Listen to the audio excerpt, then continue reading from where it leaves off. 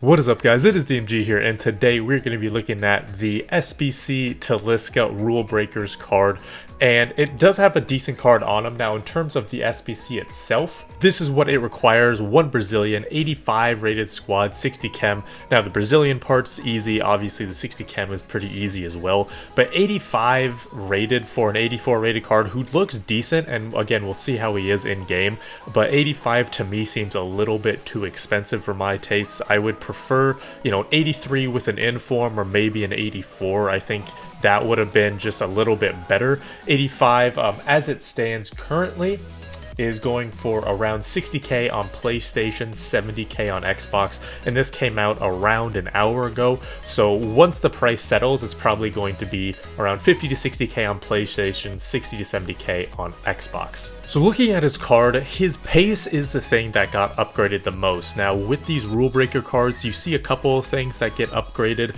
maybe 1 or 2 things that get downgraded, and then 1 or 2 things that get upgraded, massively, that is. So his pace is the thing that got massively upgraded. His physical got a little bit decreased, but not too bad. He's 6'3", high-low work rates, 4-star, 4-star. So, as I said, his pace got increased. His dribbling actually looks pretty good, especially for someone being 6'3".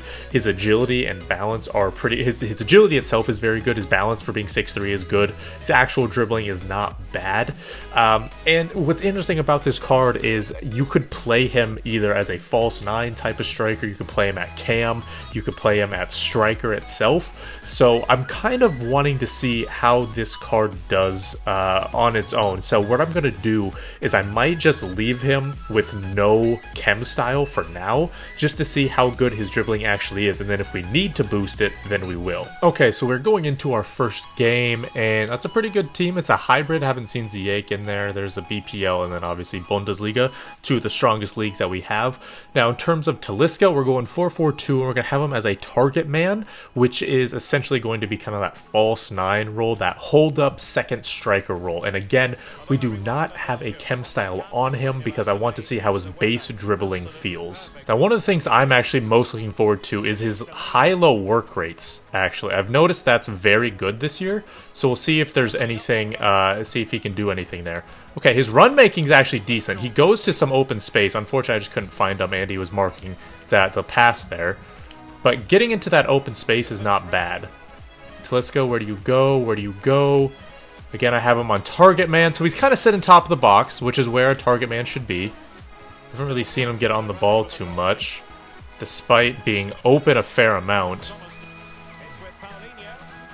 Okay, not bad. Good touch and good finish.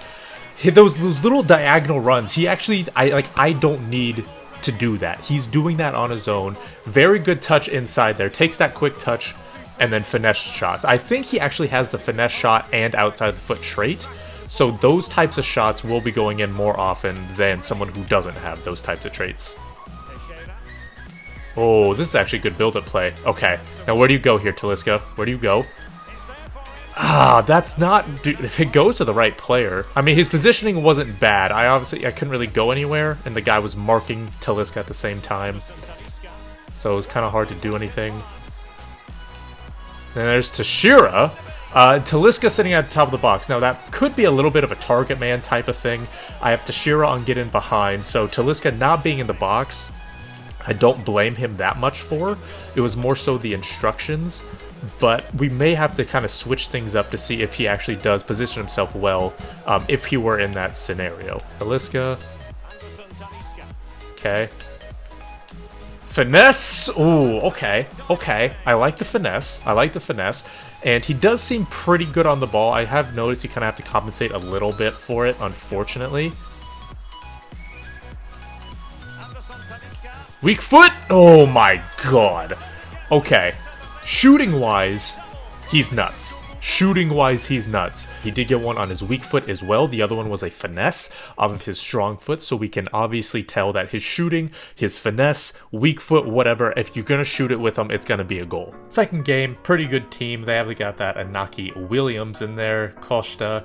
Then there's Alphonso Davies, obviously the Militao and Diego Carlos type of stuff. So what I really want to look at for this next game is his dribbling. We notice his positioning and obviously his shooting, but I want to take a look to see if his dribbling is good enough to be kind of left alone so you can put, let's say, a hunter on him.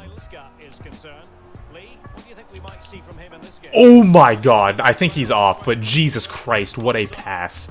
There's a little bit of his passing there. Unfortunately, I saw him a little bit too late, but the fact that he split that entire defense was kind of disgusting.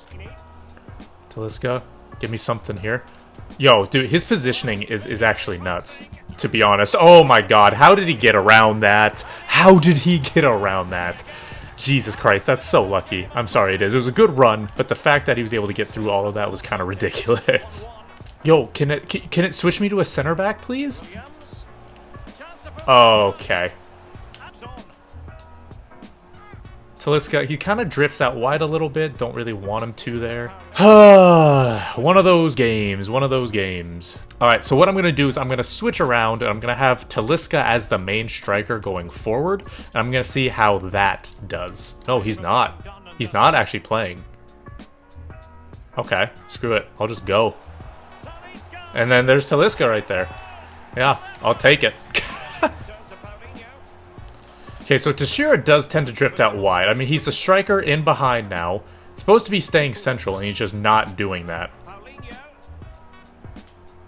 See, and again, there's Talisca, just kind of sitting at the edge of the box. Not really doing anything. Well, he was open, and then Chan just decides to be literally the worst passer of the ball. Right there, there's that little bit of dribbling that needs to be a little bit better. I think that's that balance, because agility-wise, he's fine, right? He's at 90 agility. It was one of those games. Now, in terms of Talisca, I was not a big fan of him as that in-behind striker. He somehow got man of the match. Horrible, horrible decision getting man of the match when the other guy had literally 5 fucking goals. But, you know, it is what it is.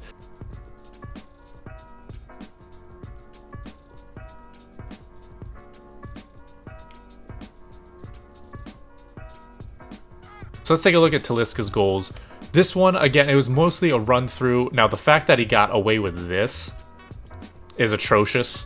You know, that's not good at all.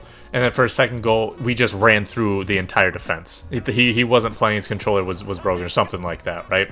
So he did not really have that good game as that get-in-behind striker. What I'm seeing now is that it seems like because his shooting is good enough, that an engine might be one of the best case scenarios for him and ups his balance, ups his dribbling, ups his passing and his pace to go a little bit more. And again, his shooting is good enough. His shooting is quite good. I have no issues with it. All right, into the next game. There's the Rashford, there's the Fred, there's the Militao, and Diego Carlos again. So what I did this time was I put an engine on him because, again, his shooting is quite good. It's just a few stats kind of here and there that need to be boosted a little bit. His pace needs to be boosted a little bit. You know, if he's going to be kind of that target man striker, maybe that cam, he needs his passing to be boosted a little bit as well. Dribbling, essentially the balance needs to be boosted as well. So we're going to, again, see how he plays with this engine now. Good, Talisca. Way to show. Way to show. His positioning is quite good. He's clearly off Teixeira, and he misses anyway, but Jesus Christ. It's a good pass. Dude, why is everyone offside? Good God. Bro, I'm trying to go to that striker. And he's offside again. You know, maybe those high-low work rates are not the best thing in the world because I don't know how many offside calls I've actually had now. So far, we have 4 offsides, and I mean, 1 was Teixeira, 2 was Teixeira, and then the other 2 were from Talisca. So maybe the high-low work rates are actually not the best situation for some reason. There's Talisca. You know what? Just hit it. Why not? Okay. I'm just checking it. I'm just checking it. You know what I mean?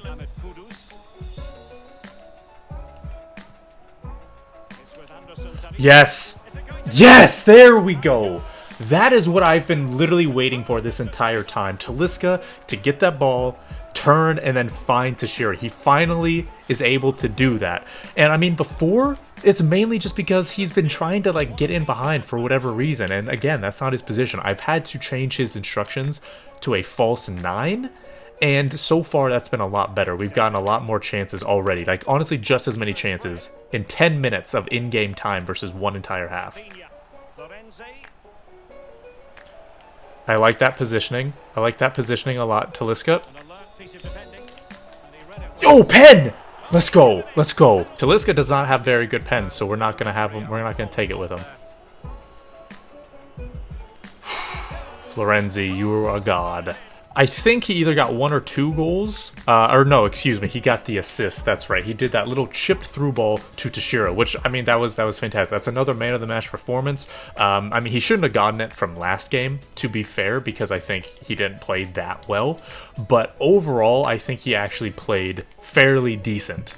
Again, this was the type of positioning I was kind of waiting for this entire time, right? Talisca kind of comes up a little bit, and then he can kind of do that little chipped pass into Teixeira, and you know, Teixeira's OP as hell, he's going to finish that every time. So those were the games that we played, and overall he got 4 goals and 1 assist in the 3 games that we played with him.